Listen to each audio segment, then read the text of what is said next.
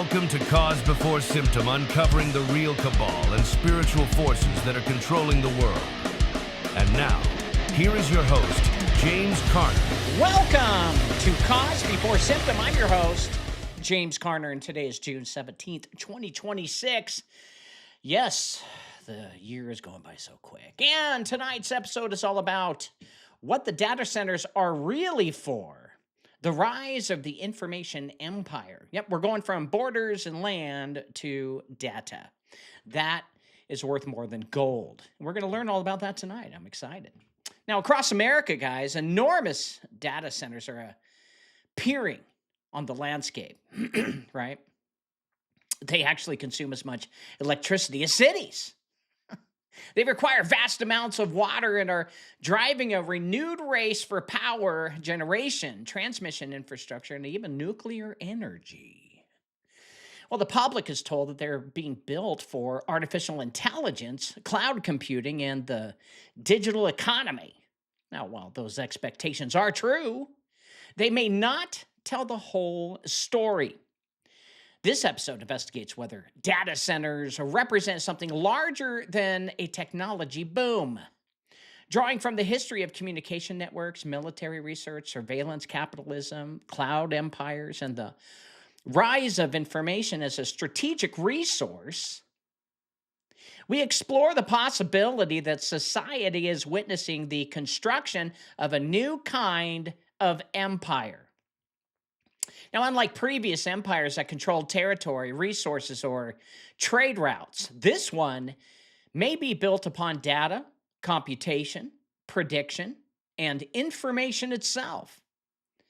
From the telegraph lines of the 19th century to the AI campuses of the 21st, this episode follows the evolution of power as it migrated from land and industry toward networks and information.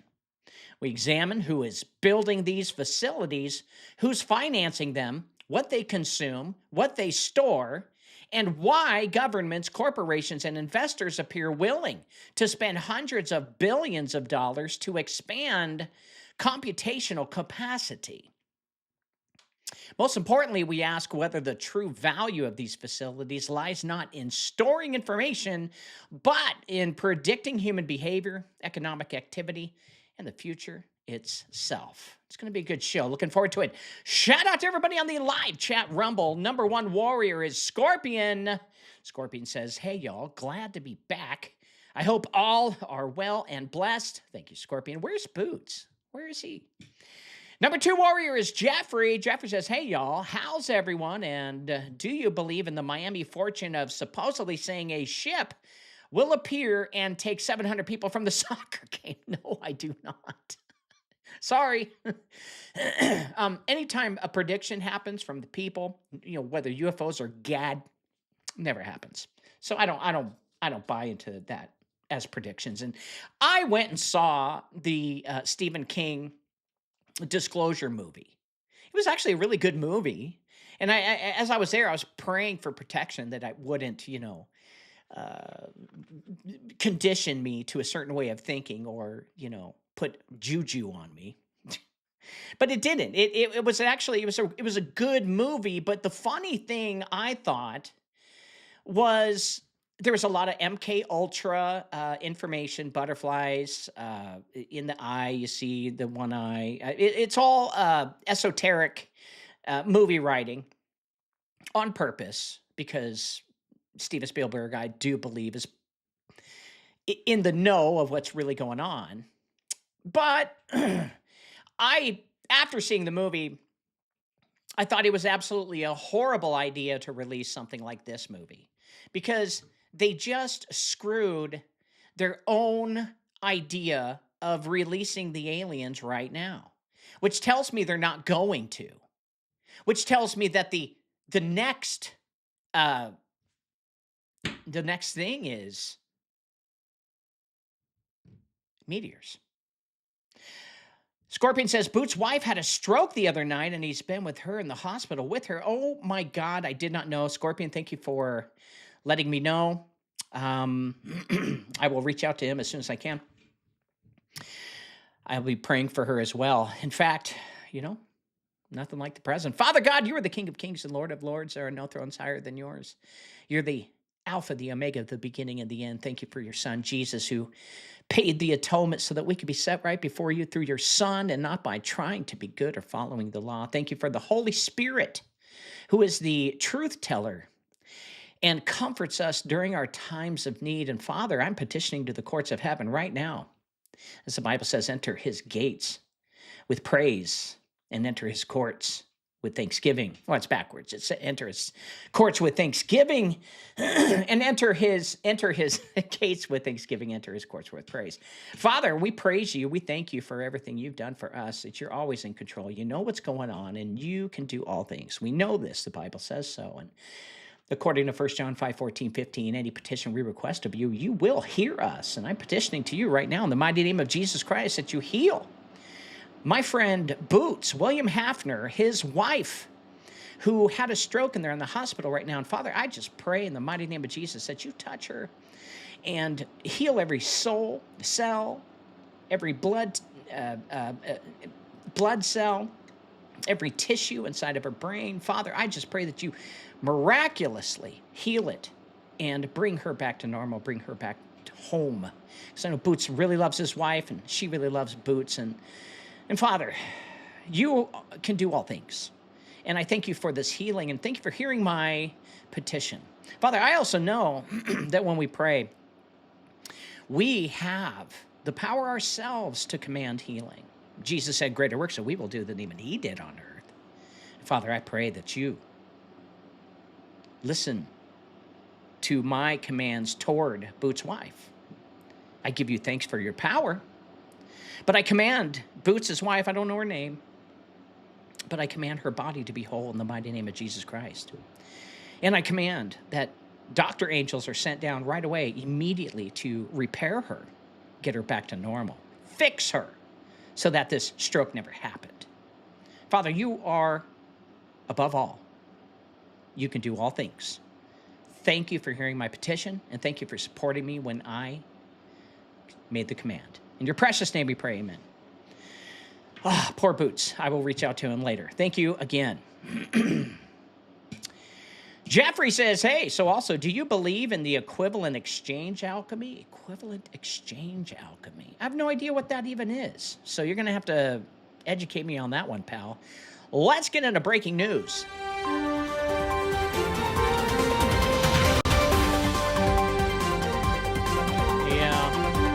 Welcome to Shitty Breaking News with your host, James Carner, offering his shitty opinion. You know, I just got back from Virginia, and, you know, I had to travel all day getting there and all day getting back. And you know how you feel a cold coming on? You know what I mean? Well, I woke up this morning with a sore throat and congested chest, and I'm like, is this really going to happen? I mean, because I haven't had a cold or flu for years, ever since I quit smoking cigars and switched to nicotine gum. Bizarre. I get it. We did a show about it. And also, my voice sounds really low right now. But regardless, this is exactly how I felt last year when I felt like something coming on that just went away. And the year before, it felt like something coming on, but it just went away. And vice versa. Your body needs to get these viruses, folks, in order for it to build the immune system against those viruses. And every new one that comes out, your body builds the resistance towards it. And I do believe the nicotine receptors help with making sure everything is rocking and a-rolling. Because for some reason, your body produces nicotine, and nicotine, no joke, freaking kills viruses. Who knew? Elf Support says, hey, what was that address in the Age of Deceit series we watched? I don't know. And Robert Gertison says, hi, everyone. Hi, James. Grateful to be here. Excited to learn what kind of sorcery are these data centers. Well, not sorcery yet, but they could be used for it. No doubt. And yeah, in the future, we're going to try to figure out if these data centers can host, angelic fallen angels. And are they able to use that to, do their thing? Well, my research in the past has indicated, no, they cannot. They can only really work through human beings. But You never know. So here is the daily news. Live updates. Trump signs a hard copy of U.S.-Iran agreement. Everybody's happy except for Israel. Netanyahu's like, this is bullshit. Yeah, because Netanyahu, you're wrong. Okay? The rabbi who told you you were going to hand the scepter to the Messiah, he was full of shit and a false prophet. You're not going to hand the scepter to the Antichrist. Ain't gonna happen, pal. So get out of Israel. You're a cancer to this world. How Macron won Trump round at the G7 until the next bust. Oh, like Macron won? Sure. France? Pfft, whatever. I'm not even going to dignify looking at that stupid article. Massive fire at a warehouse in Boyle Heights triggers shelter-in-place orders. So, there's fires going on everywhere. California, Oregon, Washington, and Oregon, we just recently declared a national emergency because they know the fires are coming because we're in drought. I didn't do it. 18-year-old dies in fall from horse carriage in Central Park. Bummer. Trump settles for Iran deal that falls short of its promises. Who cares? All right, let's just stop war. Mississippi officer put on leave after killing baby in car outside of Walmart. Nice. I don't even know how to respond to that. We live in a fallen world and it's full of satanic people. And people are satanic and they don't even know they are. Especially those who don't believe in God. All right, guys, when we come back for a quick commercial, tonight we're going to be talking about what the data centers are really for. The rise of the information empire. So stick around. Every year, millions of Americans sign a contract they don't even know exists. They think it's just another tax return, but that signature means something far deeper. It starts with that first job at 16. The system takes a piece of her check, then promises to give some back if she signs the return. Every April 15th, the same cycle repeats, not by law, but by belief. The system didn't bind them, their own signature did. Learn the truth at unincorporatedassociations.com. Well, I believe it's true. I signed up to it. Even though my company, Elite Potion, just kind of slowed. It's kind of dead right now, unfortunately. Well, I just couldn't sell all units. I had 288. I could only sell about half of them. That's about it. Gave away a lot of them, too. And then they have an expiration date on it. Can't sell that because I could get sued. Not interested in that. So, bye-bye, Elite Potion. You had your chance. Now, if you guys want to buy it and it expired, you're going to have to, sign it, and I'll take your money via the manual way. If you guys are interested, just shoot me an email, me@jamescarner.com. Be happy to ship it to you, and I'll even give you half off. Okay, if that's what you're interested in, you can buy Elite Potion, which expired this month. You can get it for half off. Actually, no, that's not true. It expired last month. Wait, it's June? It's either May or June. But regardless, they're still good. I've kept them in room temperature all this time, sealed in boxes. So there you have it. So if you guys want Elite Potion, email me@jamescarner.com, and I will give it to you for half off. And I'll even mail it for free. How about that? Man, my voice is low. Well, the cold is trying to come on, but I'm fighting it. I'm going to win. All right, so the buildings that nobody talks about. Well, most people have never toured a data center. I have because I own servers in a data center. I don't own the data center, but I do rent a rack space. Now, many have never even seen one up close, yet they are becoming one of the fastest growing forms of infrastructure in America. In fact, when I was in Virginia, up towards Northern Virginia, and right on the border of West Virginia, dude, they're everywhere, and they're building even more. It's scary. Yet they are becoming one of the fastest growing forms of infrastructure. And unlike shopping centers, sports stadiums, or office buildings, data centers are designed to attract as little attention as possible. They are often large rectangular structures with minimal signage and a few windows, if any. And from the outside, they appear unremarkable, but from the inside, they contain some of the most valuable technological assets on Earth. And their purpose is not to welcome visitors, their purpose is to store, process, and move information. Now, for years, Northern Virginia has served as the undisputed capital of this industry. Industry estimates suggest that a significant percentage of the world's internet traffic passes through facilities located in this region. So if you took a picture of yourself and your family on vacation, it somehow got itself into Virginia at one time or another. And what began as a favorable location near major government agencies and communication networks eventually became a self-reinforcing ecosystem.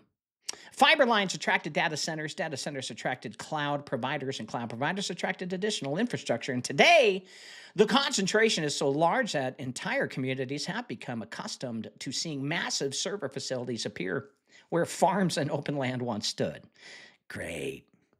Now, Virginia, however, is no longer the whole story. Similar construction is now taking place across Texas, Ohio, Georgia, Arizona, Illinois, Oregon, Tennessee, Wisconsin, Iowa, and a few other states. Some regions are being chosen because of available land. Others offer favorable tax incentives. Some have abundant power resources, and others provide strategic access to fiber networks. Now, the common thread is that these facilities require a unique combination of electricity, connectivity, water, and space. As demand for computational power rises, developers are searching for locations capable of supporting infrastructure on an unprecedented scale. Well, I would say go underground, you morons. What makes these projects unusual is their size. Early data centers might have occupied a single building or business park, while modern hyperscale facilities can span hundreds of thousands of square feet. Entire campuses may contain multiple structures connected by dedicated substations, cooling systems, backup generators, and fiber corridors. Well, in some cases, the power requirements of a single campus rival those of a small city, folks. Those are no longer simply computer rooms. They are industrial complexes dedicated to the movement and processing of information. Now, the public explanation for this growth is artificial intelligence. There is truth in that explanation. Training and operating advanced AI systems requires extraordinary computational resources. Every query submitted to an AI model requires a processing power. And every image generated, every analysis performed, and every prediction calculated consumes electricity and computing capacity. As millions of people begin using these tools, the demand for infrastructure rises accordingly. Yet AI alone does not fully explain what is happening right now. What are they doing? And many of these facilities also support cloud services, financial systems, government operations, communications networks, and countless of business applications. Now, out of the most revealing, one of the most, aspects of the data center boom is not the building themselves, but the supporting infrastructure all surrounding them. New substations are being constructed. Transmission lines are being upgraded. Utilities are revising long-term demand forecasts. Now, in some regions, power providers are facing requests for electrical service measured not in megawatts, but in hundreds of megawatts, or even gigawatts. Such requests would have been almost unimaginable only a decade ago. The construction visible above ground represents only a fraction of the investment required to support these facilities. Now, this raises a question that deserves greater public attention. If data centers are merely another category of commercial real estate, why is the supporting infrastructure so enormous? Why are utilities discussing new generation capacity? Why are conversations about nuclear power, natural gas, and transmission expansion suddenly becoming urgent? Well, the answer is simple. These facilities are not passive storage warehouses. They are active computational engines. Every watt consumed by a server ultimately becomes heat. Every calculation requires energy. Every increase in computational demand requires a corresponding increase in physical resources. Well, the scale of these requirements becomes even more striking when viewed nationally. For years, electricity demand in many regions grew slowly. Utilities could plan decades into the future with relatively stable assumptions. Well, the AI era has begun to disrupt those assumptions and climate change. Forecasts that once appeared adequate are being revised upward. Areas that seem to have ample capacity now face new pressures. Communities that never expected to become technology hubs are discovering that their land, water, and power resources have become strategically valuable. History teaches that large construction booms rarely occur without a deeper reason. Railroads were not merely about trains, they were about commerce, expansion, and economic transformation. Well, interstate highways were not merely about automobiles, they reshaped where people lived, worked, and traveled. Electricity grids were not merely about lighting homes. They enabled industrial civilization itself. And the question facing us today is whether data centers belong in that same category. Are they simply buildings that support technology, or are they the foundation of an entirely new phase of economic and social organization? Well, the average person sees only the finished structure beside the highway. What they do not see are the billions of dollars flowing into chips, fiber, power plants, transmission lines, cooling systems, and software.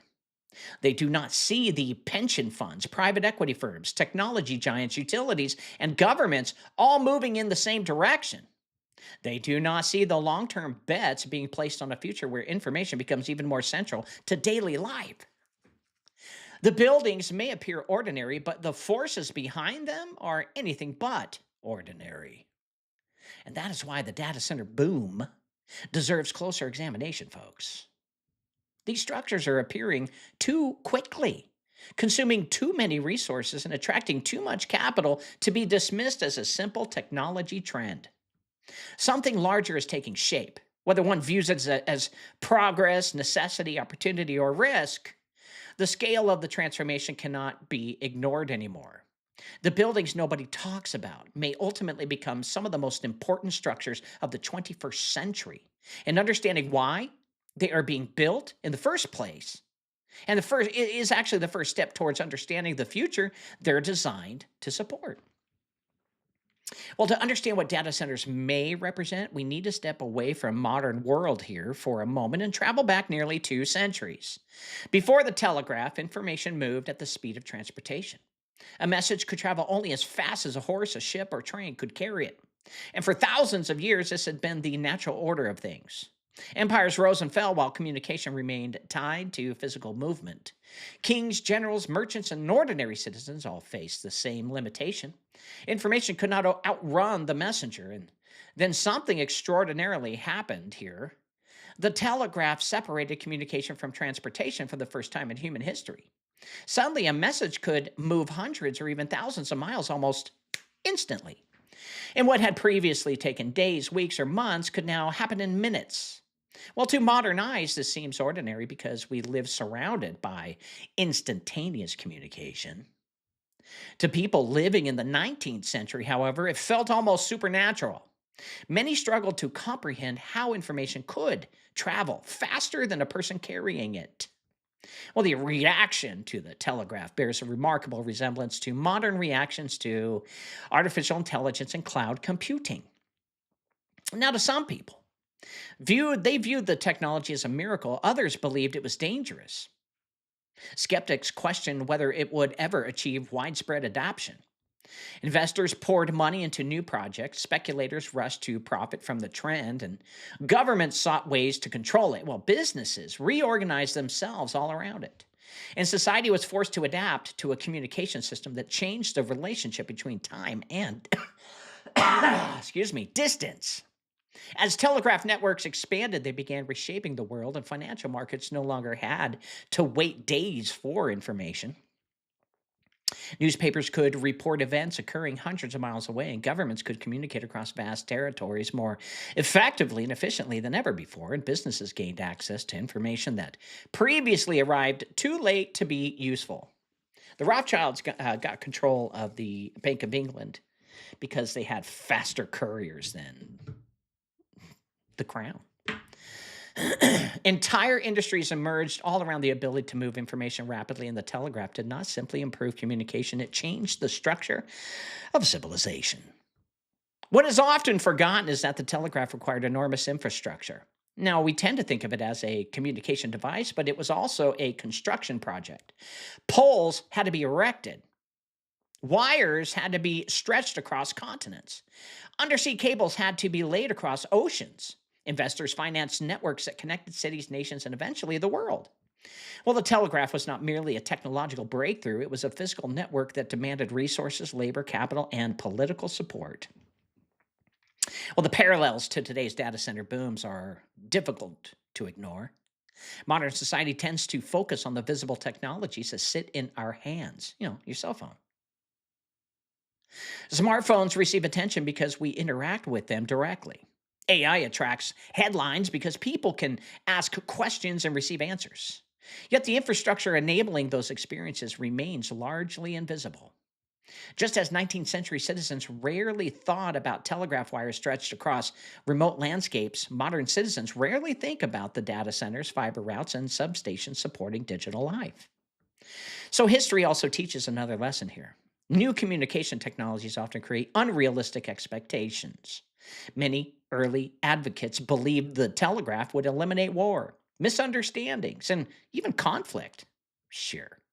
They assumed that greater connectivity would automatically produce greater harmony.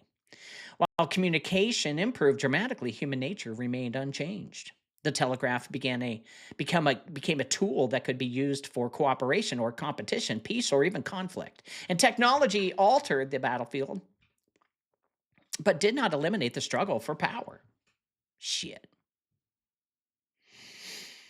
While the same caution applies today, there is a tendency to view digital networks as inherently liberating or inherently oppressive. In reality, networks are neither. They're tools. What matters is who controls them, who benefits from them, and how they are being used. The telegraph connected the world, but it also concentrated information in the hands of those with access to the networks. The internet expanded access dramatically, yet it also created new concentrations of power. Every communication revolution seems to contain both forces at the same time. As telegraph networks expanded across continents, they gradually became critical infrastructure. Governments recognized their strategic value, and businesses became dependent upon them. As financial systems incorporated them into daily operations, well, society reached a point where the network could no longer be considered optional. It had become essential. Once that threshold was crossed, the telegraph ceased being merely a technology. It became a part of the foundation upon which civilization operated. Elf Support says, really, you don't think the Rothschilds were just working for the crown? No. Doesn't make any sense. The crown was controlling the Bank of England. I don't think they were working with them at all. I think they were working to try to control the world, just like all pinky in the brains. That transformation offers an important clue about today's data centers. The question is not whether they support useful services. Clearly they do. The more important question is whether they are following the same historical path. Are we witnessing the construction of infrastructure that society will eventually regard as indispensable? And also, Elf Support, to answer that question one more time, London became its own city, land, and country, separate from any laws that Britain had. So that doesn't make any sense because, well, the Rothschilds financed London. So are we witnessing the construction of infrastructure that society will eventually regard as indispensable? I think so. And if so, the significance of these facilities extends far beyond AI applications or cloud storage. They become part of the backbone of modern civilization. And there's another lesson hidden within the Telegraph story. The greatest impact of a new network is rarely obvious at the beginning. Few people in the 1840s could have predicted the global financial markets, multinational corporations, and real-time news systems that would eventually emerge from telegraph infrastructure. They saw wires and messages. They did not see the new world being built around them. Now, in the same way, we may currently be focused on AI chatbots, cloud services, and digital convenience, while overlooking the larger transformation taking place beneath the surface. When historians look back on the 19th century, they often describe railroads and telegraphs as the systems that shrank the world. Distances that once seemed immense suddenly became manageable. Information moved faster. Commerce accelerated. Power concentrated around those who controlled the networks, and today's data centers may represent a similar moment. They are not simply warehouses filled with computers. They are nodes within a growing network that connects finance, commerce, communication, government, healthcare, and increasingly artificial intelligence itself. Elf Sports says, yeah, City of London, International Financial Banking District, but it could be just a show of being independent of the crown. They hold golden shares. Yeah, they could probably own some. But where's the crown now? Didn't they move to Germany? And look at the power that King George has. None. If the railroads carried goods and the telegraph carried messages, then what exactly do modern data centers carry? Well, the answer may be information, but that word no longer means what it did at one time or another. Today's networks do not merely transmit messages. They store memories, process transactions, analyze behavior, and generate predictions. They do not simply connect people. They increasingly connect every system upon which society actually depends. Understanding that difference may be the key to understanding why so much money, energy, and attention is flowing towards these facilities instead of carbon emissions. New railroads are not carrying freight. They are carrying the digital lifeblood of an emerging information empire. Elf Sports says, I swear I hear a propeller airplane in the background of James's stream. No, you're hearing my air conditioner.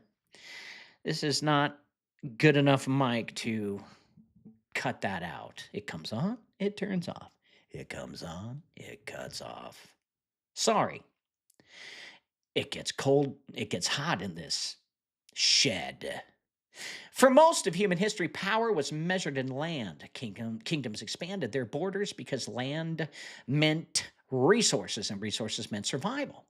The larger the territory, the larger the populations that could be taxed, governed, and mobilized. Empires competed for farmland, trade routes, rivers, ports, and strategic locations, or just took them over by force. Control of physical territory was the foundation upon which political, military, and economic power rested. Now, the map itself often revealed who held influence and who did not. The agricultural age depended on ownership of productive land, and wealth flowed from harvests, livestock, and labor. The industrial age shifted some of that power toward factories, transportation networks, and manufacturing capacity. Nations with abundant resources and industrial output gained tremendous advantages. Coal, steel, oil, railroads, and ports became the strategic assets of their time. Yet even during the industrial era, geography remained central. Factories had to exist somewhere. Resources had to be extracted from specific locations. Economic power still depended heavily on physical control, while the information age began changing those assumptions. Gradually, value started migrating away from physical goods and toward intangible assets. Software companies became more valuable than manufacturers. Digital platforms accumulated wealth faster than traditional industries. Intellectual property, algorithms, and networks began generating economic returns that rivaled or exceeded those produced by physical resources, and the world's most valuable companies increasingly owned information rather than raw material. At first, this shift seemed subtle. People viewed computers as tools that improved existing systems, and the internet was often described as a communication medium. Digital technologies appeared to complement the industry and the economy rather than replace it. And over time, however, a deeper transformation emerged. Information was no longer merely supporting economic activity. Information was becoming the economic activity itself. And entire industries began producing, processing, organizing, and monetizing information rather than physical products. Well, one reason this transformation proved so powerful is that information behaves differently than traditional resources. If two people share a piece of land, neither can fully possess it at the same time. If two people share a barrel of oil, the oil is eventually consumed. Information operates according to different rules. It can be copied, transmitted, analyzed, and reused repeatedly. Its value often increases when combined with additional information, and as networks expand, information becomes more useful rather than less. Well, this characteristic creates entirely new forms of economic power. Consider the largest technology companies in the world. Their most valuable assets are not factories filled with finished products. Their greatest assets are data, algorithms, networks, and computational infrastructure. The market values assigned to these organizations reflect a belief that information has become one of the most productive resources on Earth. Oh, and you think Elon Musk is rich because he created a bunch of shitty cars? No. Those shitty cars, they record you and give all that information to the government, and he gets paid for it. Now you know. Investors are often simply buying ownership of buildings or equipment. They are actually buying access to systems that gather, process, and leverage information at extraordinary scale. Well, this change has important consequences for how power is organized. In earlier eras, conquering territory often meant conquering wealth. Today, some of the most valuable economic activity occurs in spaces that transcend geography. A software developer can create a product in one country, host it in another, and sell it globally, and receive payment through digital systems that operate across multiple jurisdictions. Information flows across borders with a speed and flexibility that physical goods cannot match. Geography still matters, yes, but its role has actually changed. Which is why Trump today at G7 said, I think we're all going to sign an agreement to stop immigration, because immigration was never the issue. They just used it politically. The rise of the internet accelerated this process dramatically, and for the first time, billions of people gained access to the same global information environment. Businesses no longer needed physical storefronts to reach customers. Educational resources became available worldwide, and financial markets became increasingly interconnected. And communication became instantaneous. Well, as information moved more freely, traditional geographic barriers became less significant. The economic center of gravity began shifting toward those who could organize and utilize information most effectively. Now, this does not mean territory has become irrelevant. Data centers still require land. Power plants still require physical infrastructure. Fiber networks must be installed in the real world, and yet the relationship has actually changed. Physical infrastructure increasingly exists to support international or informational activity. And in previous centuries, information served the physical economy. Well, today, the physical economy is increasingly being reshaped to serve information. Well, the construction of data centers, chip fabrication facilities, transmission lines, and communication networks, reflects this reversal. The implications are actually profound, and if information becomes the primary strategic resource of the 21st century, then societies may begin competing over computational capacity the way that previous generations competed over oil fields or shipping lanes and industrial output. Nations may measure strength not only through military capability or natural resources, but through their ability to generate, process, and apply information. The countries, corporations, and institutions that excel in this environment may gain advantage comparable to those once enjoyed by industrial power. What's up, Edged? Glad you're here. This perspective helps explain why data centers matter. They are not simply storage facilities. They're part of the infrastructure supporting a new form of economic activity, an economic activity that soon will be valuable enough to trade and be used for a currency, crypto. They transform electricity into computation and computation into information. Well, in doing so, they occupy a role similar to factories during the industrial age. Factories converted raw materials into products. Data centers converted energy into digital capability, and both are engines of production, but the product has changed as information becomes increasingly central to wealth creation. Another question then emerges. If territory defined power in the past, what defines power in an information society? Is it ownership of data, control of networks, access to computational resources, the ability to predict outcomes? Well, perhaps the answer involves all of these factors. What seems clear is that power is migrating towards those who can gather information, process it efficiently, and then turn it into useful knowledge. Well, the significance of this shift cannot be overstated, as previous civilizations built walls, roads, ports, and factories because those assets supported the dominant economic systems of their time. Well, today, civilization is building data centers, fiber networks, chip plants, and computational infrastructure because information has become the resource around which modern life increasingly revolves. Well, the buildings rising across America are not merely supporting technology. They are supporting an economy in which information itself has become one of the most valuable forms of wealth ever created. Yeah. One of the most overlooked forces in history is the constant struggle between networks and hierarchies. We are taught to think about kings, presidents, governments, corporations, and armies because they're visible. They have names, buildings, flags, and leaders. Well, networks are different. They often operate quietly beneath the surface. They connect people, ideas, money, and information across vast distances. While hierarchies are easy to see, networks are often hidden structures shaping events behind the scenes. Throughout history, some of the most powerful networks were not governments at all. Merchant families created trade networks that stretched across continents, and religious communities built networks that survived the collapse of kingdoms.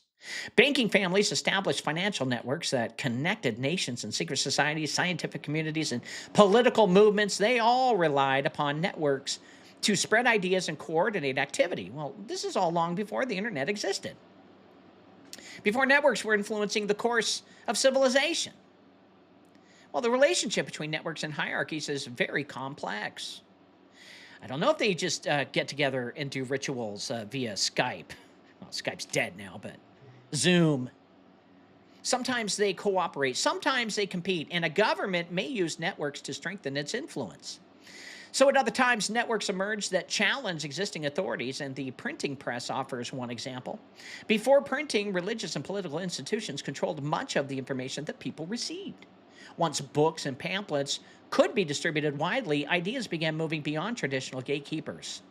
New networks of communication emerged, and established institutions were forced to adapt. Well, the internet represents perhaps the largest network ever created. At first, many believed it would permanently weaken centralized authority. Never. Anyone could publish information. Anyone could communicate globally. Yeah, but not if AT&T is the central hub of all internet. They're not the only ones. The early internet felt decentralized, open, and difficult to control. It appeared to be the triumph of networks over hierarchies. Never happened. Many assumed this trend would continue indefinitely, like with crypto. No, it won't. Yet something unexpected happened as the internet matured. A handful of platforms began attracting enormous numbers of users. Search engines concentrated information discovery, social media platforms concentrated communication, and online marketplaces concentrated commerce, while cloud providers concentrated computing resources, and gradually networks that once seemed decentralized began developing characteristics of hierarchies. New centers of influence emerged, power accumulated around organizations that controlled critical digital infrastructure. Well, this pattern is not unusual, folks.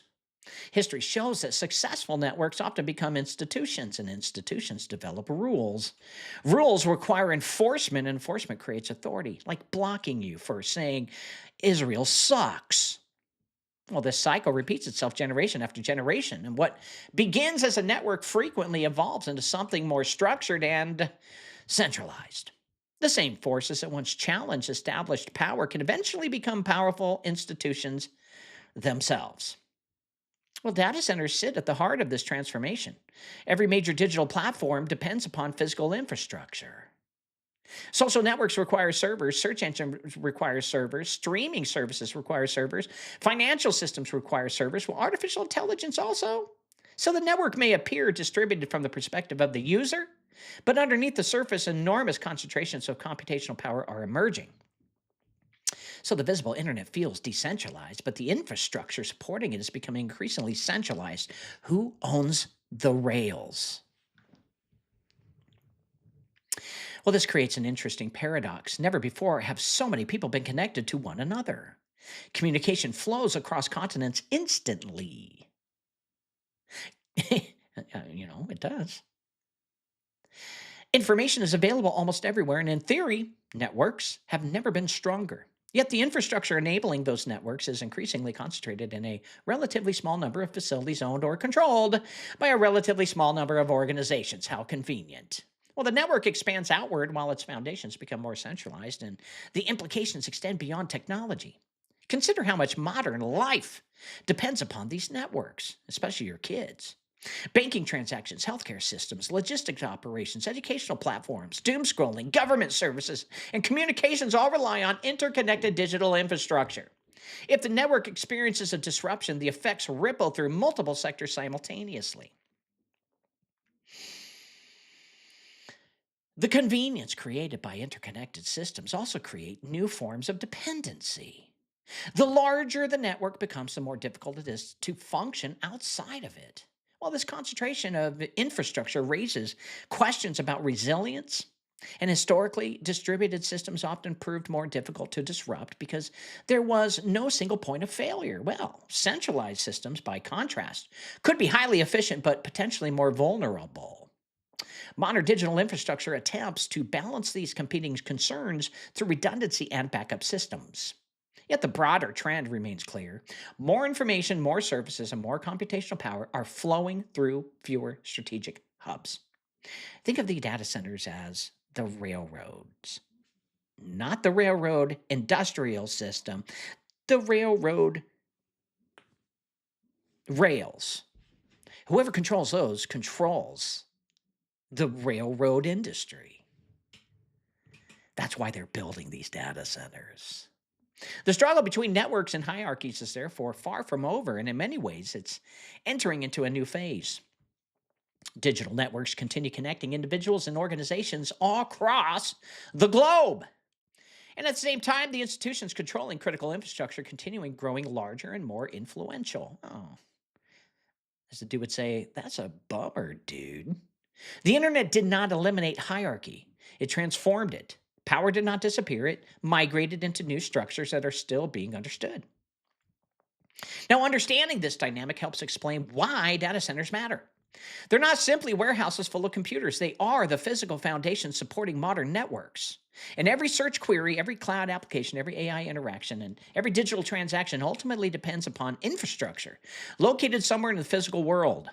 Well, the question is not whether networks will shape the future. They already do. The question is whether those networks will remain broadly distributed or whether they will increasingly resemble the empires and hierarchies that they once appeared destined to replace. Shit.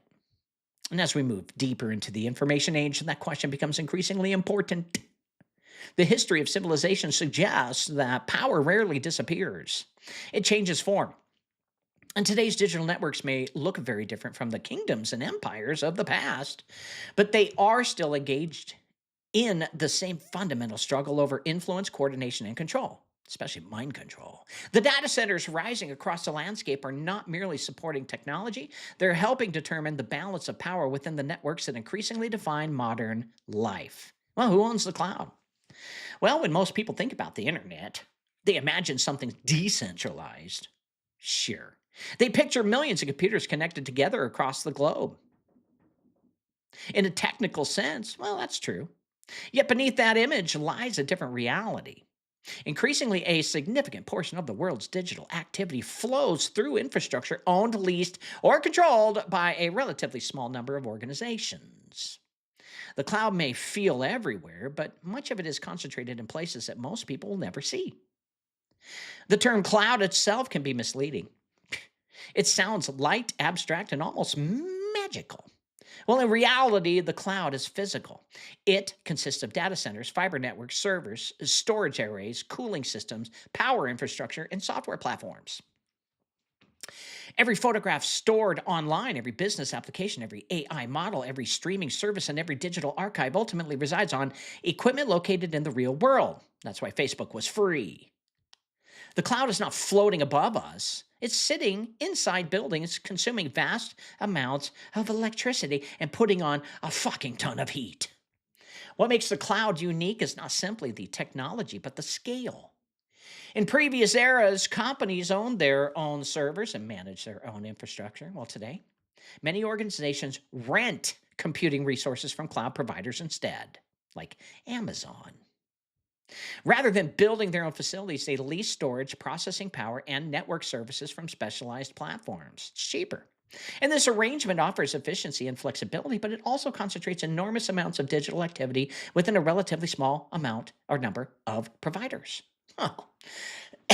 The largest cloud companies have become some of the most important infrastructure providers in modern society. Isn't that crazy? Yeah, thank you, Edge, for reminding me. Guys, do me a favor. Take your thumb, follow me down, and hit the X button. And then hit the thumbs up. I need likes, okay? And then hit the live chat. You won't lose your spot, I promise. Thank you, Edged, for the reminder. Governments rely upon these large cloud companies. Banks rely upon them. Hospitals rely upon them. Universities rely upon them. Corporations rely upon them. Millions of websites, applications, and services and small business depend upon infrastructure operated by organizations whose names are familiar to nearly everyone. Bummer.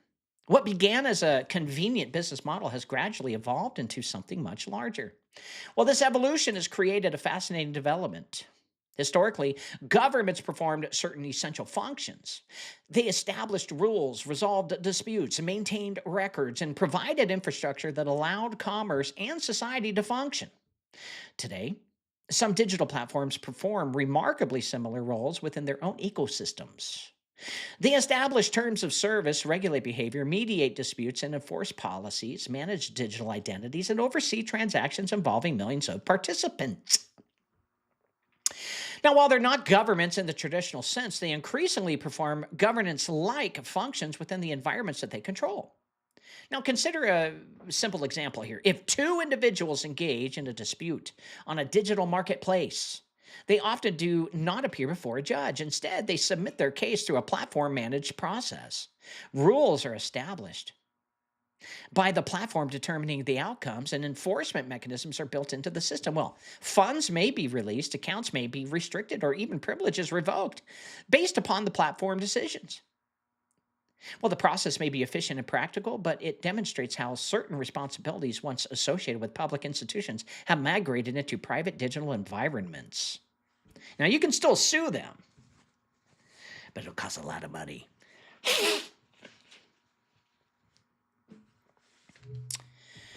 Well, mine says 7 likes, so I see 7. Now, the growth of cloud infrastructure has amplified this trend, and as more services move online, platform operators gain increasing responsibility for maintaining order within their ecosystems. Security, authenticity, identity management, content moderation, dispute resolution, and compliance, well, they all become part of operating a large-scale digital platform. And the cloud provider is no longer merely renting computational power. Oh, no, we're not renting it. It is helping manage the environment within which digital society functions. Now, this does not necessarily imply malicious intent. Sure it does. Most cloud providers focus on delivering reliable services because reliability generates revenue. Yet incentives matter. When critical infrastructure becomes concentrated within a small number of organizations, those organizations naturally gain influence, and decisions regarding policies, access, pricing, security, and technical standards can affect millions of individuals and businesses. So the larger the platform becomes, the greater the consequences of those decisions. Another important aspect of the cloud ownership involves the financial structure behind these facilities. Many people assume technology companies directly own every building associated with their own services, but in reality, ownership can be surprisingly complex. Real estate investment trusts, infrastructure funds, pension funds, private equity firms, insurance companies, and institutional investors all frequently participate in financing and operating data center infrastructure. Well, the modern data center may represent the combined interests of technology companies, infrastructure operators, and financial institutions all working together. Well, this arrangement means that the cloud is not merely a technological phenomenon. It's also a financial one, and investors view data centers as long-term infrastructure assets capable of generating stable returns. This is why they're literally pension funds are going after them. So pension funds seeking dependable income increasingly participate in these projects. And large institutional investors allocate billions of dollars toward facilities to support cloud services and artificial intelligence. Well, the growth of digital infrastructure has become an investment thesis on and as much as a technological one. As cloud infrastructure expands, another question emerges. If the cloud increasingly stores the world's records, communication, transactions, and knowledge, who ultimately controls access to that information? Bing, bing, bing. That's where the power is. Well, the answer is not always simple. It's through ownership, management, regulation, and operational control, which may involve multiple parties. Governments possess authority in certain areas. Companies possess authority in others. Users often possess rights regarding their own information, yet the complexity of the system means that control is distributed unevenly across multiple layers until someone with enough money buys them out. The significance of this engagement becomes clearer when viewed historically. Earlier civilizations built roads, ports, canals, and electrical grids because those systems enabled economic activity. Well, today's civilization is building cloud infrastructure because information has become a foundational resource. Data centers are no longer optional business facilities. They are increasingly part of the infrastructure supporting finance, healthcare, communication, education, commerce, government operations, and artificial intelligence. So their importance continues to grow as more aspects of daily life become digitally mediated. Another way you can look at it as Hitler built highways, Trump built data centers.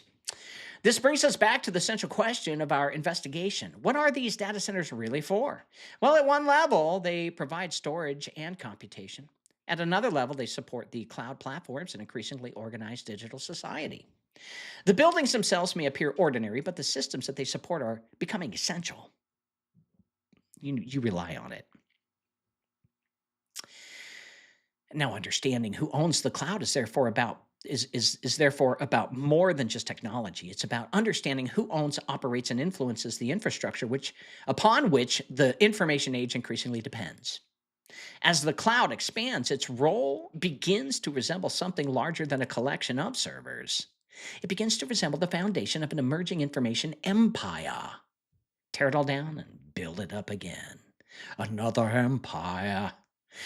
One of the most common mistakes that people make when studying technology is assuming that innovation begins in the consumer market. We tend to think inventions appear because companies discover new products to sell. Well, sometimes that happens, but yet many of the technologies that define modern life emerged from a different environment entirely.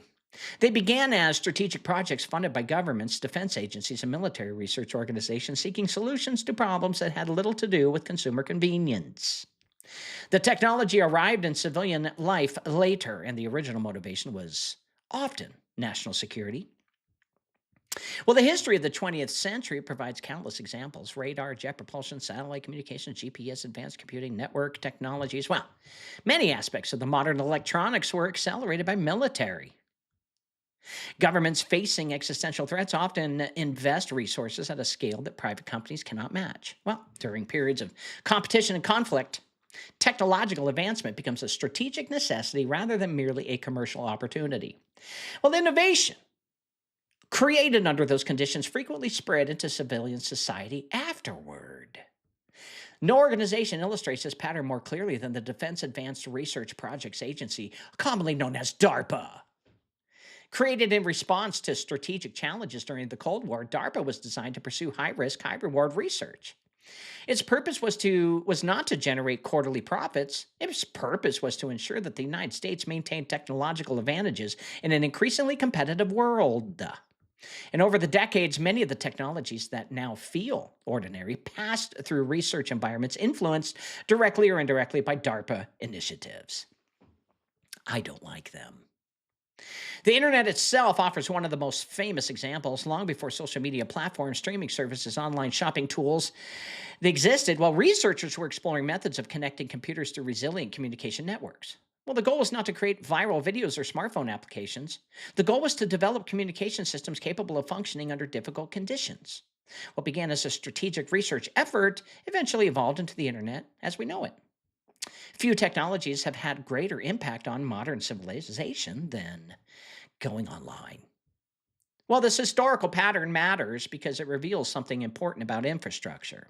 Technologies that appear civilian often possess deeper strategic significance.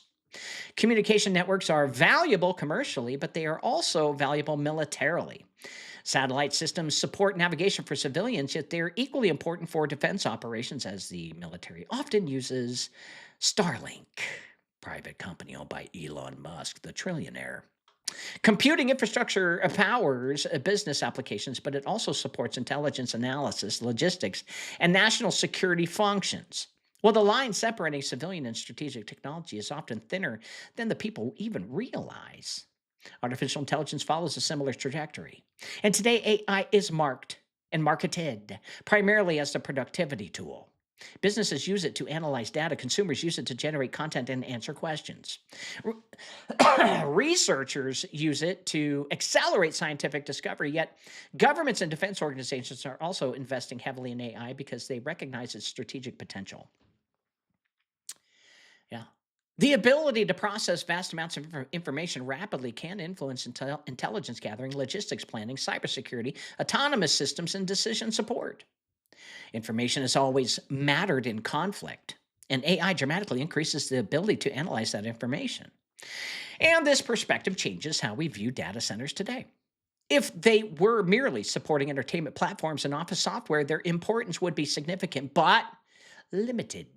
However, if they represent critical infrastructure for communication, computation, intelligence, and national competitiveness, well, their role becomes far more consequential.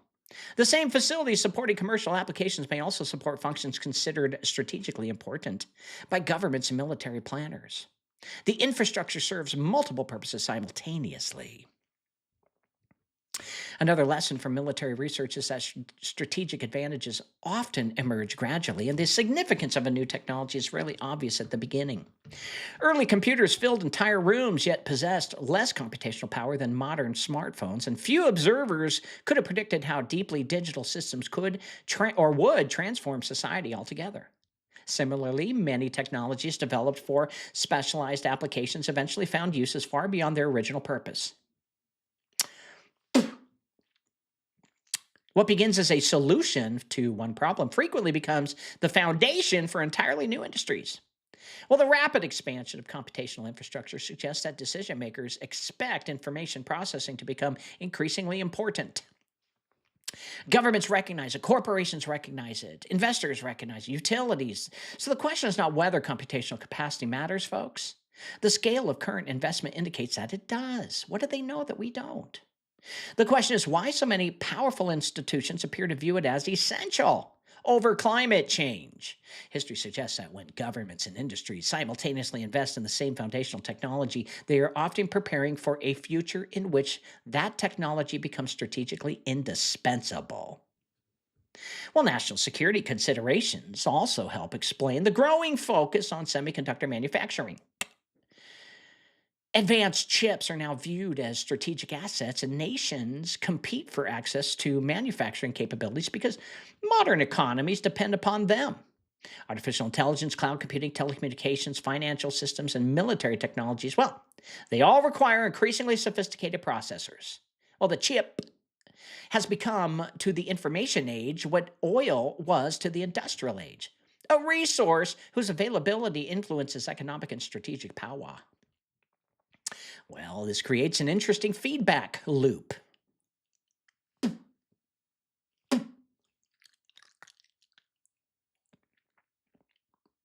Got food in my mouth. More chips require more manufacturing capacity, and more manufacturing capacity requires more energy, materials, and infrastructure. Well, data centers then consume the resulting computational resources, generating demand for even greater capacity. Well, the cycle reinforces itself, and what appears to be a technology boom is also an industrial expansion driven by the strategic importance of information processing. Critics sometimes hear discussions of military origins and immediately assume hidden agendas or secret programs, which they're more likely. Well, that conclusion is not necessary here. The more practical observation is that governments historically invest in technologies that they believe will matter in the future. So private industry later commercializes those technologies when profitable opportunities emerge. The result is a partnership, sometimes formal, sometimes informal, between strategic priorities and economic incentives, and neither side necessarily controls the other, yet both influence the direction of technological development. Control, power. So, as we examine the rise of the information empire, this historical context becomes essential. The data centers appearing across the country are not isolated projects. They exist within a broader ecosystem of computation, communication, semiconductors, energy systems, and strategic planning. They support commercial applications, but they also support capabilities considered increasingly important to national competitiveness. Well, in previous eras, nations built shipyards, railroads, and industrial facilities because those assets enhanced economic and military strength. While today, they're building computational infrastructure for similar reasons. And understanding these military roots does not require suspicion. It requires perspective. Technologies often become transformative precisely because they solve problems considered important by powerful institutions. While the internet emerged from strategic communication research, advanced computing grew through decades of government and academic investment. Artificial intelligence is following the same path shaped by both commercial opportunity and strategic interest. So the data centers rising across the landscape are therefore more than business investments. They're part of a larger recognition that information processing has become one of the defining capabilities of the modern world. And in every age, the capabilities that shape the future eventually attract the attention of those responsible for securing it. And there's also the business of prediction. When most people think about data, they imagine storage, and they also picture photographs sitting on a server, emails resting in a database, or documents archived in a cloud account. Well, that understanding made sense during the early years of the digital revolutions. In the 80s, information was valuable because it could be stored, organized, and retrieved. Yet over time, the economics of data changed. Storage became cheaper, processing became faster, networks became far more capable, and as a result, the true value of data began shifting away from storage and toward something else entirely: prediction. Now, to understand this change, imagine a retailer that knows what the customers purchased last year. Well, that information has value because it provides a record of past behavior. Now, imagine that retailer can predict what those customers are likely to purchase next month. Well, the value increases significantly. And finally, imagine the retailer can influence those purchasing decisions through recommendations, pricing strategies, and targeted messaging. They're turning you into a freaking computer chip, folks. Well, the value increases again, and the progression is simple. Information leads to prediction. Prediction creates influence. Influence generates economic power. Well, this evolution transformed the digital economy. Earlier internet companies collected information primarily to improve services. Search engines used data to deliver better search results, and online stores used data to recommend products. Social platforms use data to connect people, and over time, however, organizations discovered that behavioral information could be analyzed to identify patterns. Every click, search, purchase, message, and interaction became part of the growing body of information capable of revealing tendencies, preferences, and probabilities. Shit. Well, the significance of this discovery cannot be overstated, folks. Human behavior becomes measurable at a scale that's never been seen before or even possible.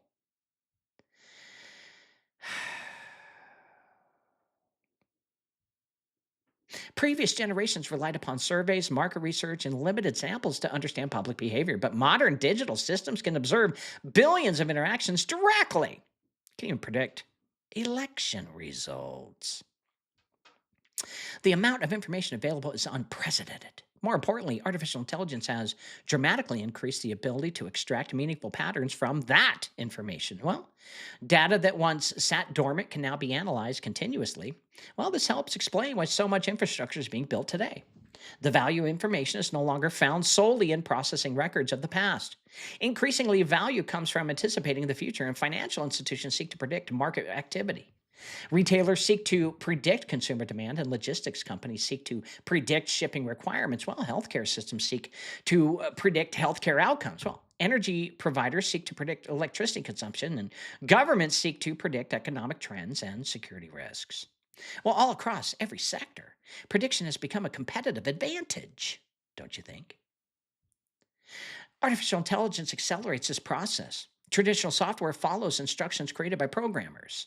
AI systems identify patterns that may not be immediately obvious to human observers.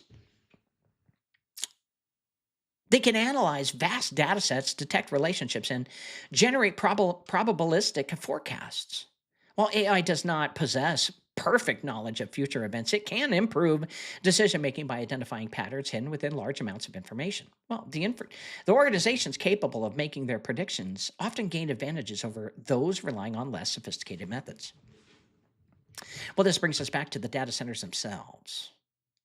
Every prediction requires computation, and every computation requires infrastructure. And the greater the volume of information being analyzed, the greater the demand for processing power. Well, data centers are therefore becoming factories of prediction. They do not merely store information, they transform information into models, forecasts, recommendations, risk assessments, risk management, and strategic insight. Well, their value lies not only in preserving data, but in extracting meaning from it. Consider how many aspects of modern life already rely on predictive systems today. Credit scores estimate financial risk. Recommendation engines suggest movies, products, and music. Navigation systems predict traffic patterns. Fraud detection systems identify suspicious activity. Search engines anticipate user intent. Advertising systems attempt to forecast consumer behavior, and increasingly, prediction operates behind the scenes of everyday experiences. Most users interact with these systems without even realizing how much forecasting occurs beneath the surface. Well, the economic implications are enormous here. Organizations capable of predicting outcomes more accurately can allocate resources far more efficiently and reduce uncertainty, and identify opportunities before their competitors. That's kind of a big deal. No, I'm not going on TikTok. I just don't like going on TikTok.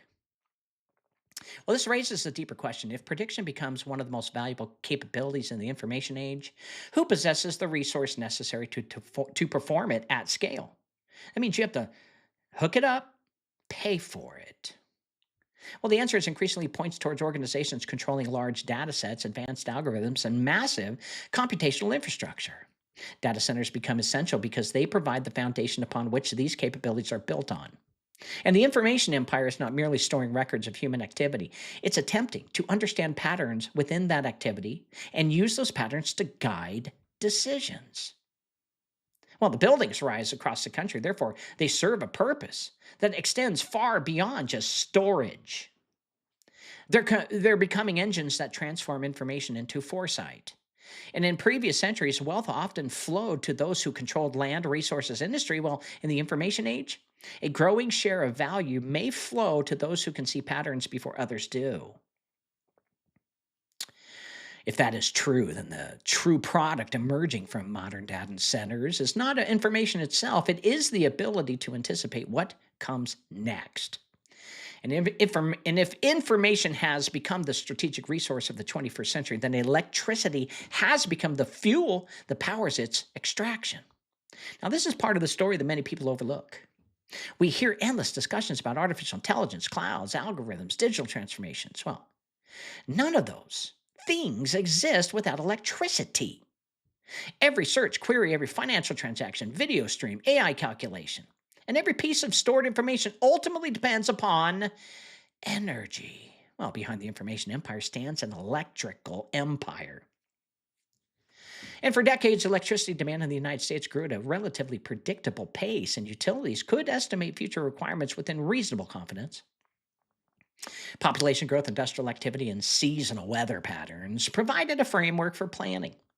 Then something changed. The rise of hyperscale data centers and artificial intelligence introduced a new category of demand, unlike anything utilities had faced before. Instead of adding thousands of homes or new manufacturing facilities, utilities began receiving requests from projects requiring enough power to support entire cities. Well, this development caught many people by surprise because digital technology is often perceived as weightless.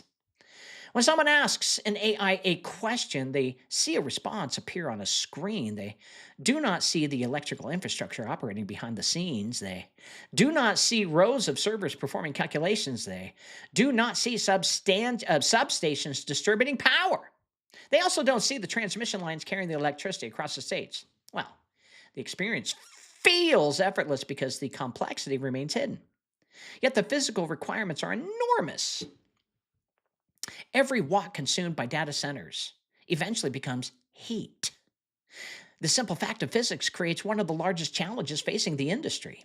Servers process information by moving electrical signals through billions of transistors. As they operate, they generate heat, and the heat must be removed continuously, or the equipment will fail.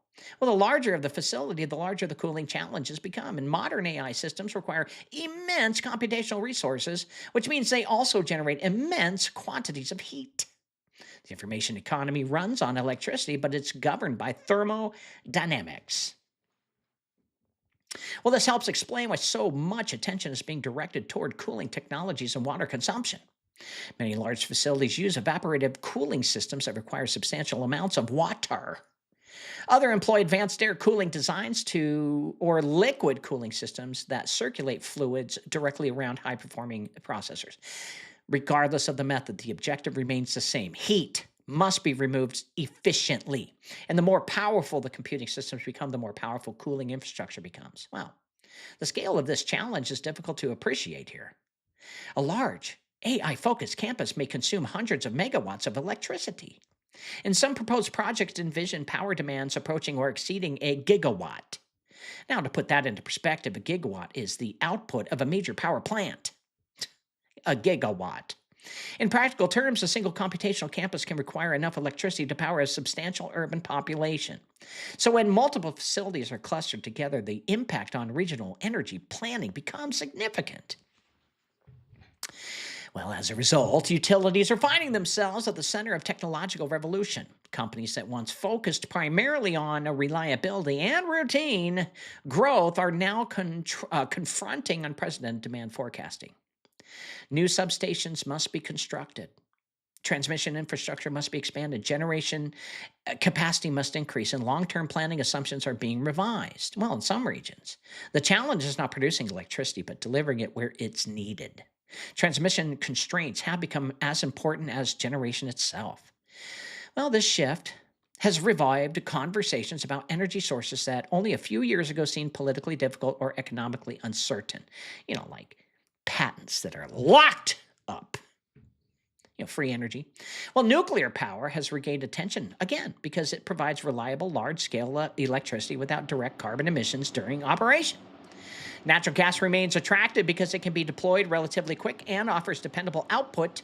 Renewable energy continues expanding, but questions remain regardless of storage and reliability during periods of low generation.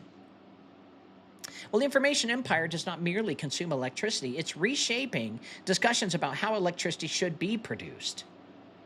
It's forcing us to get into newer technologies, like hydrogen. One of the most fascinating aspects of this transformation is the contradiction it exposes. For years, public debate focused heavily on reducing energy consumption and minimizing environmental impacts. Hypocrites. Jesus called you out. Suddenly, society finds itself supporting one of the largest expansions of electrical demand in modern history. Artificial intelligence's promise productivity gains, scientific breakthroughs, and economic growth. Well, achieving those goals, however, requires enormous quantities of energy. How ironic. You got to kill yourself to learn what's on the other side. Well, the same institutions advocating digital transformation must now confront the realities of powering it. It's the ultimate catch-22. Well, the implications extend far beyond utilities and technology companies. Every major increase in electricity demand creates questions about cost allocation. Who pays for new transmission lines? Who funds additional generation capacity? Will ratepayers absorb part of the burden? Will taxpayers support infrastructure projects through incentives and subsidies?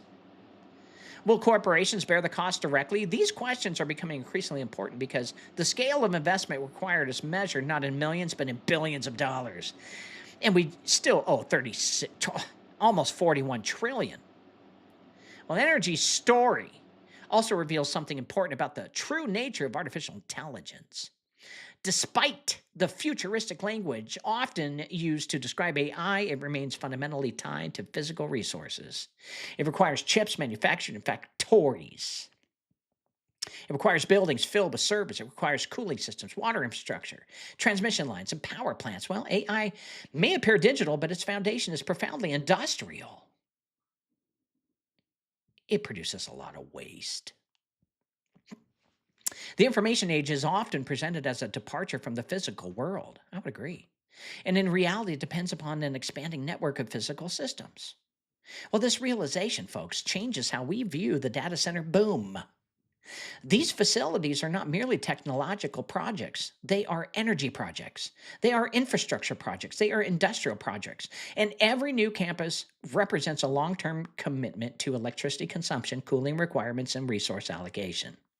The information empire is being built from silicon and software, but it's also being built from steel, concrete, copper, water, and power. As the build-out continues, one question becomes increasingly difficult to ignore is that if information has become the most valuable resource in the modern economy, how much energy are societies willing to devote to acquiring, processing, and predicting it? And also how many brownouts are you going to receive in your house? Well, the answer may determine the future shape of electrical grids, energy markets, and industrial development for decades to come. It's a new problem we created. And the rise of the information empire is not simply a story about data. It's the story about the massive flow of energy required to transform information into power. And whatever power accumulates, whenever it does, wherever it does, history suggests that civilization itself begins to reorganize around it. Thus, the return of the industrial civilization, the fourth industrial revolution that Klaus Schwab was predicting. You will all eat the bugs and be happy. For much of the last 20 years, people were told that the future would be digital. The economy would become lighter, cleaner, and less dependent upon physical infrastructure. Never happened. Wealth would flow from information rather than industry, and offices would replace factories. Well, software would also replace manufacturing, and the future appeared to be moving away from the physical world into a virtual space. Looking at the risk of data centers, however, we may need to rethink that assumption, don't we? But will we? No, we don't. We live in a fallen world. And stop worrying about it. This is what Satan does. He steals, kills, and destroys, creates some new technology that's going to literally screw us all in the end. That's how it is. If you're worried, then you're not close to God. Sorry, but it's true. If you're scared about the economy, scared about the world, scared about your children's future, you have no trust in the Creator whatsoever. I'm not trying to be mean. I'm trying to get you to understand that this world demands that you find God because it will not take care of you like He does. What's emerging today looks less like the end of industrial civilization and more like a reinvention. The products may be different, but the requirements are remarkably familiar. Massive construction projects, gigantic energy demands, strategic competition for resources. Well, long-term infrastructure investment too, and industrial supply chains stretching all across continents. Well, these are not the characteristics of a purely digital economy. They are the characteristics of a civilization building something far large enough to reshape itself. Well, the irony is difficult to miss here, folks. Artificial intelligence is often presented as a software revolution, yet every new AI model requires more chips. Well, more chips require more fabrication plants. More fabrication plants require more electricity, water, and raw materials. Well, the resulting processors are installed inside data centers that require transmission lines, substations, cooling systems, backup power. Come on. The digital economy increasingly resembles a heavy industrial ecosystem. There's nothing new and exciting about this shit. The product may be information, but the supporting infrastructure is unmistakably physical. Well, consider the amount of material required to support modern computational infrastructure, folks. Steel frames support massive buildings, concrete foundations anchor them to the ground, copper wiring distributes power throughout the facility and grounds it, fiber optic cables connect them to communication networks, transformers regulate electricity, cooling systems remove heat, backup generators provide resilience, water systems support cooling operations. Every stage of the process depends upon physical resources extracted, transported, manufactured, and assembled through industrial supply chains. This is the golden age that Trump's talking about. This is the Autobahn highway that Hitler built. What's happening with these and with these data centers is going to have an economy boom. And people are going to start to make more money. And the wealthy are going to take most of it. And you actually will have a chance. This is the golden age that's coming. Unless a Democrat comes in from China who says, we don't want that. Well, this reality becomes even more apparent when examining semiconductor production, as advanced chips are among the most sophisticated products ever created on the planet. Yet their manufacturing process depends highly on specialized factories costing tens of billions of dollars. Well, these facilities consume enormous quantities of energy and water, and they require rare materials, rare, complex equipment, and highly skilled labor. Not immigrants that cross the border. The world's appetite for computation has created a parallel appetite for industrial capacity, and the information economy rests upon a manufacturing base of extraordinary complexity. So the same pattern appears in the electrical grid, and for years, infrastructure discussions often focused on maintenance and incremental growth, but today, entire regions are evaluating whether they possess enough power to support future computational demand.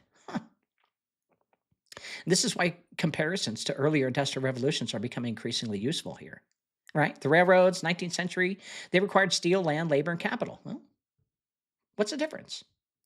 And another important similarity involves strategic competition.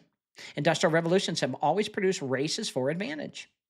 Nations competed for coal, reserves, oil fields, shipping routes, manufacturing capacity, and technological leadership. Well, today, the competition increasingly centers on semiconductors, computational power, energy resources, and artificial intelligence. Can you not see what's going on here, folks? And there's also the cultural dimension to this shift.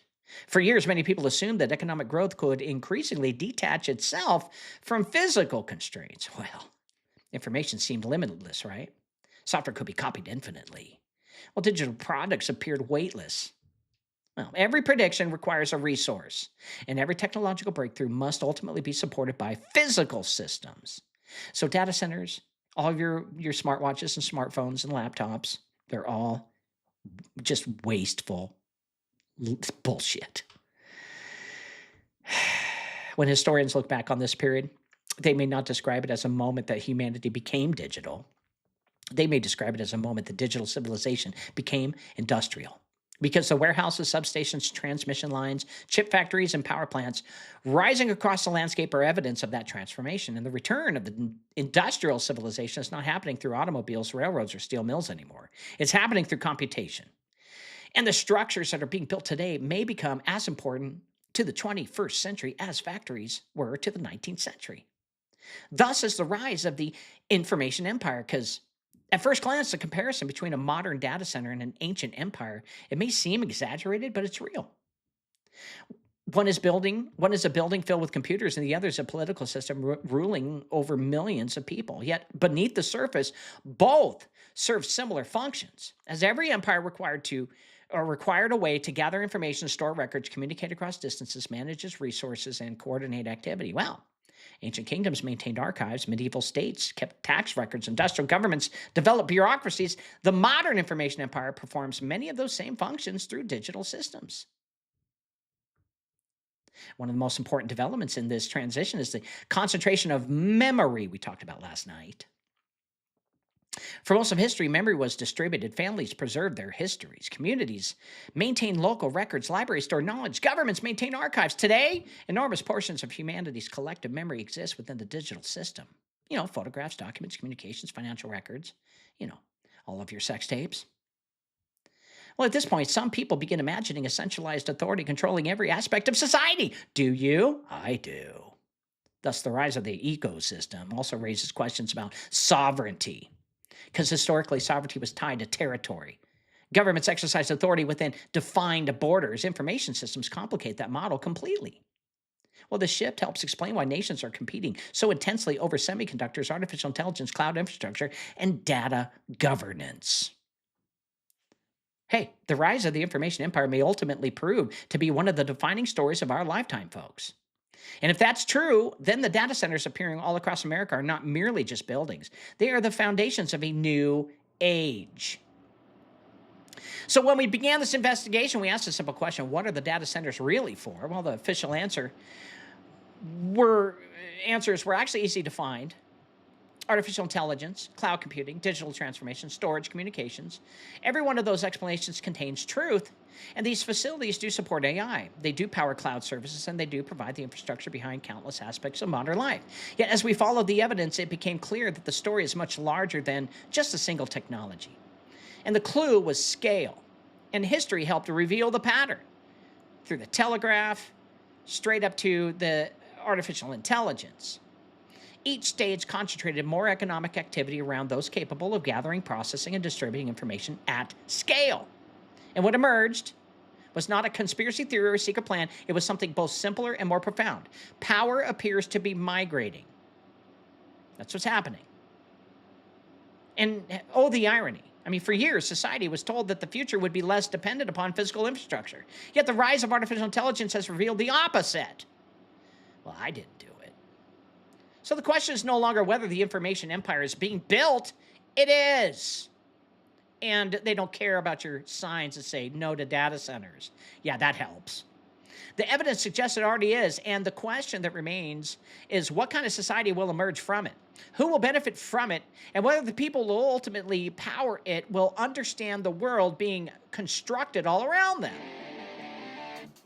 Because every empire leaves behind monuments, and the monuments of our age are rising quietly behind chain link fences, beside substations and transmission lines, hidden in plain sight. There's your new Baal and Moloch. There's your idols. So the future may not be written in stone, folks.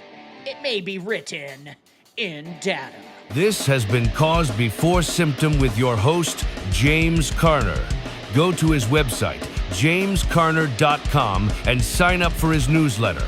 Also, download his free books on the breath war, the crown of blood, and the ritual machine. Fix your body by buying his award-winning detox formula, removing heavy metals and parasites. You'll feel better and live longer. Go to elitepotion.com. And one more thing, please. Just try and love your neighbor, because if you do, the world would be a better place. See you tomorrow.